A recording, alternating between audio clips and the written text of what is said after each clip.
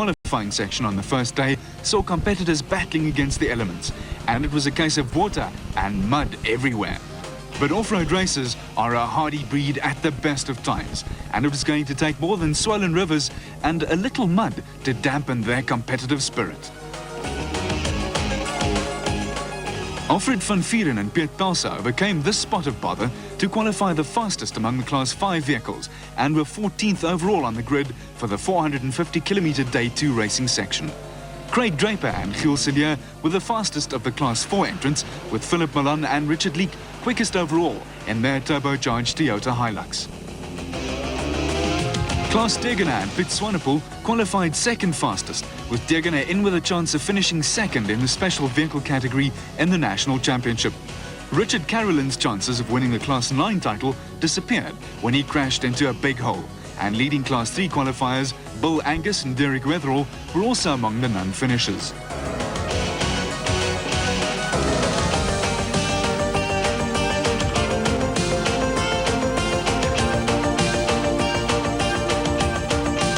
Richard Hood was the leading Class 10 qualifier, but was also destined to drop out on Section 2. The top 10 qualifiers showed an equal split between bakkies and space-frame cars, with no surprises among the top 10 crews.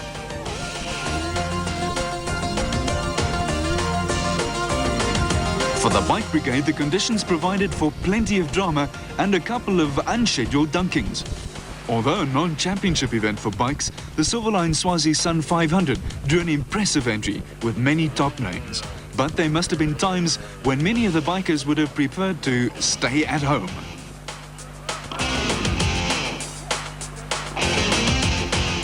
Nati Gerber found a novel way of cleaning his KTM, but was not alone in his misery.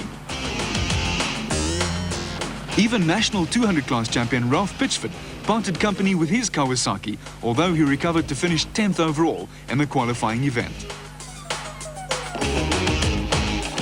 Fastest of the qualifiers was Kevin DuPont on a KTM, who managed to steer clear of taking a swim. He was followed by Kevin Tebbett on another KTM, with Errol Dalton, Hilton Hayward and Patrick Andrews also well placed.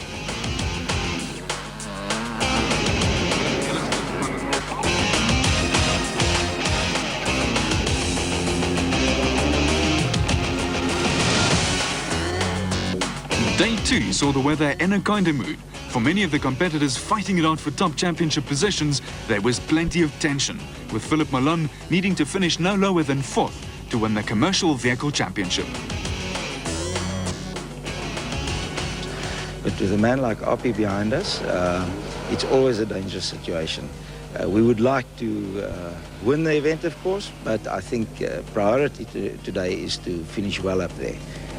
Klaas Degener also needed a good finish and was hoping for a repeat of his 1988 win.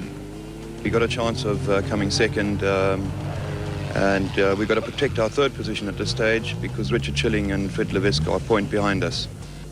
Roof of Africa winners Appie Reineke and Lucas Dreyer in the BP Nissan Safari were also among the favourites, with consistency their great asset. Jack Spencer and Steve Vermaak were to have an eventful race, with their Rover V8-powered Sandmaster showing early signs of distress. Frick Mulder and Jaco van der Linde were also in for a tough time. Their fast-fit Nissan picked up suspension problems, but they held on to finish 14th overall.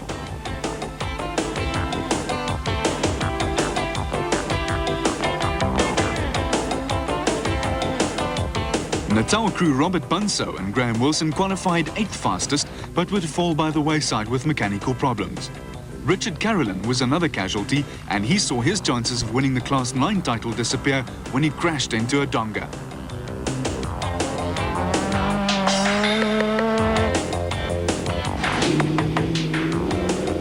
Seasoned campaigners Barney Curtis and John Angus had a steady run with no dramatics and picked up 8th place overall and 3rd in Class 6 in their Land Rover. Another consistent performance saw Alfred van Vieren and Piet Pelser take 7th overall and win Class 5 in their Toyota. Throughout the event there were some fine duels, with racing close and highly competitive. Alex and Antoinette Vels picked up 2nd in Class 5, with Arnold Pistorius in car 903 lifting the Class 9 title when Richard Carolyn and Harry Roscoe were forced to drop out.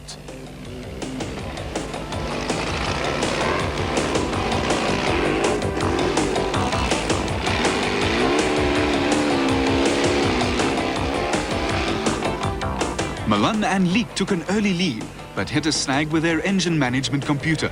This dropped them to 4th, but they pulled back a place to finish 3rd overall and take the Commercial Vehicle Championship. Degener and Swanepoel lost the lead to Milan and Leek when they arrived at a refuel point before their service crew. They ran into a clutch problem and eventually had to settle for 4th place. Reinecker and Dreyer just kept grinding away at the opposition, and consistency took them to victory. Richard Schilling and Fred Levesque overcame a puncture and a spell on the wrong route to finally end up 3rd overall. A blown head gasket hampered Spencer and Vermaak, who had to fill the radiator using Vermaak's gumboot at every river crossing. Curtis and Angus were still motoring steadily, while at the final refuel point, media and spectators waited patiently for the competitors. Reinecker and Dreyer clocked in just 16 seconds ahead of Swanepoel and Degener.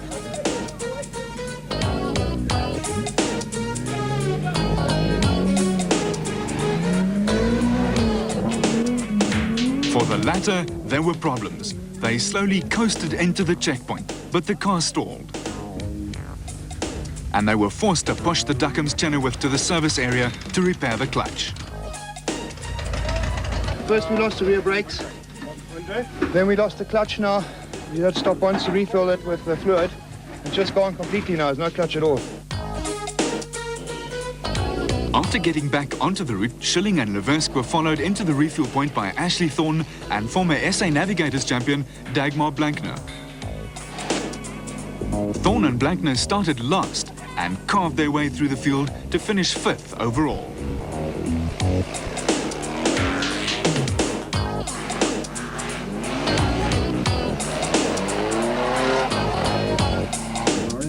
Up front, Reinecker and Dreyer were in control, with Reinecker's wife full of smiles as the pair came cruising across the finish line. Ons het dit baie geniet. Die route was baie goed gemerk. Die was nie te rof nie, ook nie te glad nie. Dit was baie lekker geweest. They were followed by Richard Schilling and Fred Levesque, with Schilling a rather happy man. Besides having had a problem with a puncture, a little tour of the country, I'm delighted that we came 2nd overall and have managed to finish 3rd in the championship. Commercial Vehicle champion Philip Milan also had plenty to celebrate.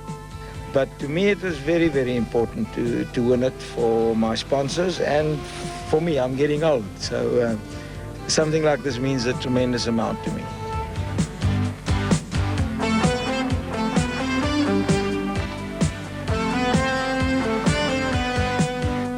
Swazi resident Kevin DuPont was hoping for a local win in the bike event. I was hoping, I actually prayed last night it would rain some more, so I'd go out there with more confidence. But, being at home, I'm pretty confident that I must go out there and win. Kevin Tabbert was also in a confident mood. And I'm looking forward to it, I enjoy it.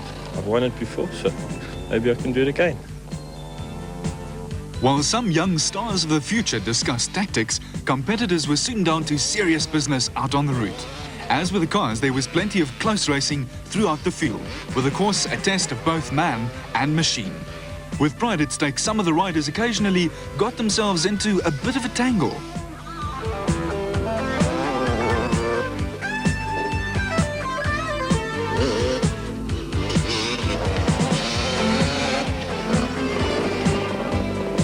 Andy Smythe went well to finish 6th, but for Peter Trollop, there was agony with no ecstasy.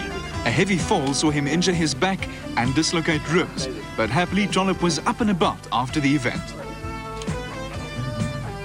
Even the top riders make the odd mistake, but Tabbert was enjoying himself hugely.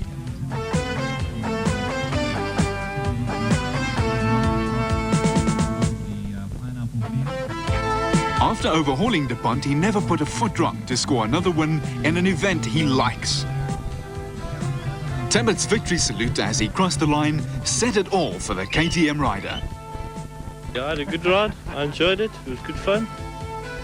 Next home was Kevin DuPont, who was disappointed not to pull off a win in front of his home crowd.